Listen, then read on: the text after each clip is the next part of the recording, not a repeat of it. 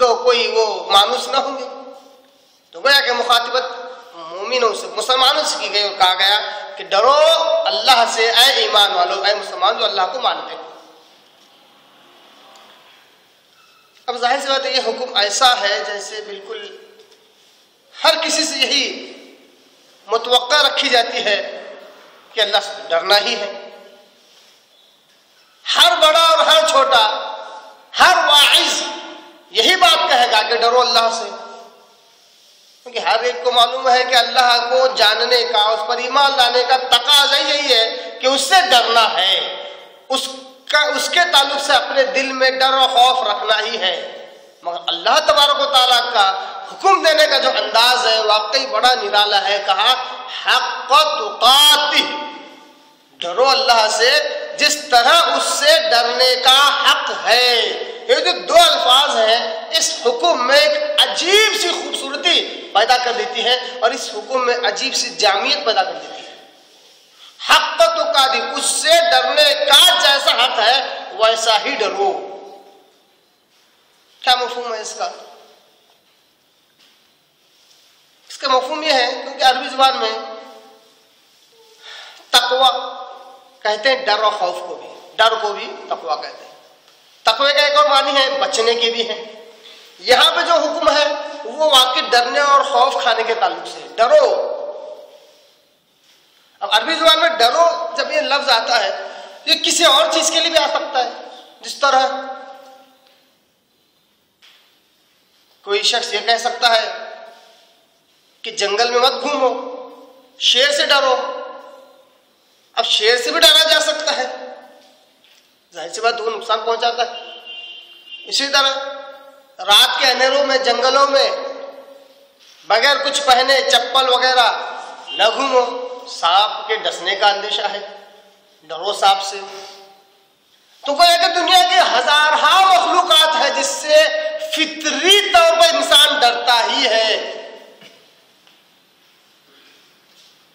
मगर अल्लाह तबारक व तआला के इस हुक्म में जो खास बात है वो ये है, अल्लाह ने अपना तज़किरा करके ये नहीं कहा कि सिर्फ मुझसे डरो।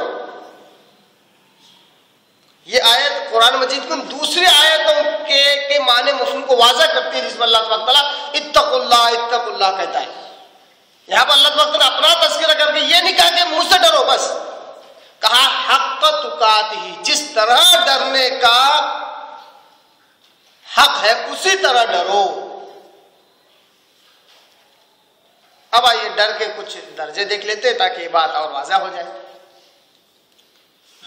लाल जो चींटी होती है, इंसान फितरी तौर पर उससे डरता है, खौफ खाता है, बिचकता है उससे, क्योंकि जब वो काटती है तो एक किस्म की खुजली होती है, वो अपना एक मादा इंसान के जिल्द में डाल दी, इसकी खुजली होती है।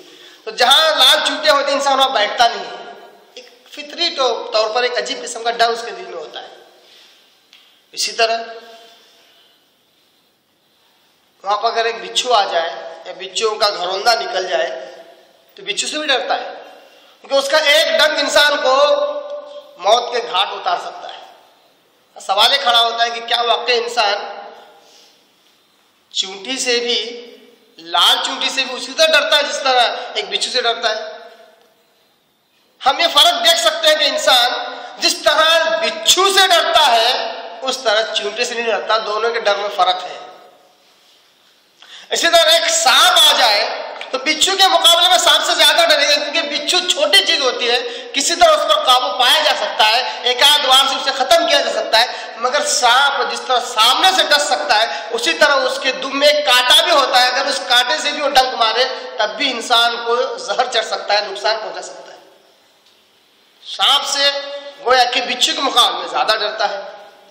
इसी तरह इससे बढ़कर जो भी वहशी जानवर हैं, शेर, चीता वगैरह, इनके आने पर इनसे ज्यादा डरेगा सांप के मुकाबले में। तो गोया कि इंसान का ये जो फितरी डर है, मैं किस डर की बात कर रहा हूं, जो फितरी तौर पर इंसान की फितरत में वदियत कर दी गई है, डाल दी गई है, इंसान चाहो या न चाहो ये डर उसके दिल में होता है। ये और बात है कि कोई इस पर कंट्रोल कर लेता है, कोई वक्त पर इस पर अपने आप को हावी होने नहीं देता। कोई होता है कि उसके अंदर डर आ जाता है तो वो उस पर हावी हो जाता है तो वो डरपोक कहलाता है, मगर फितरी तौर पर हर एक में ये डर पाया जाता है। जिस तरह इन मखलूकात में एक डर का सिलसिला, एक डर का लेवल और एक डर का क्या कहते हैं मदारिज पाए जाते हैं, अल्लाह तबारक व तआला ने कहा कि ये तो डर तुम्हारे अंदर पाए जाते हैं, मगर मेरा डर जो कि बज़ाहिर किसी किस्म का नुकसान का तुम्हें नजर नहीं आता, इनके मुकाबले मेरा डर सबसे ज्यादा होना चाहिए। हक़ तुक़ात ही, जिस तरह डरने का हक है उसी तरह डरो। अब डरने का हक क्या है? सांप से इंसान डरता क्यों है? सांप से इंसान इसलिए डरता है क्योंकि उसका जाहिर नुकसान हमें दिखाई दे रहा है कि अगर वो डंक मारे, अगर वो डसे तो उसका जहर हमारे जिस्म में चढ़ता है और कम ही वक्त के अंदर इंसान के मुंह से झाग आना शुरू हो जाता है, फौरन वो मर जाता है। ये जाहिरी डर है।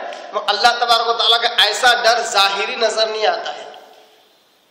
तो अल्लाह ने कहा अगर तुम मुझ पर ईमान रखते हो तो जिस तरह मैंने तुम्हें पैदाइश के जरिए से इस दुनिया में वजूद बख्शा और उसके बाद तुम्हें मेरे पास आना है, तुम्हारा हिसाब किताब जब होगा तो अज़ाब और सजा या फिर तुम्हें ऐश और आराम की जिंदगी जन्नत के तौर में देने वाला हूं, इसके वादे तुम्हें पता है।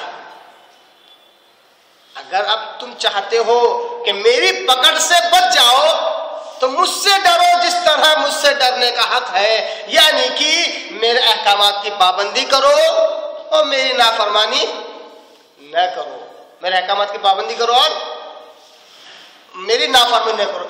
यह है उससे डरने का तरीका। जिस तरह सांप से डरने के लिए एहतियाती तदाबीर इंसान ये इख्तियार करता है कि अपने घरों को मजबूत बनाता है, कहीं पर कोई सुराख या बिल नहीं छोड़ता है ताकि कोई जहरीला जानवर अंदर ना आ जाए।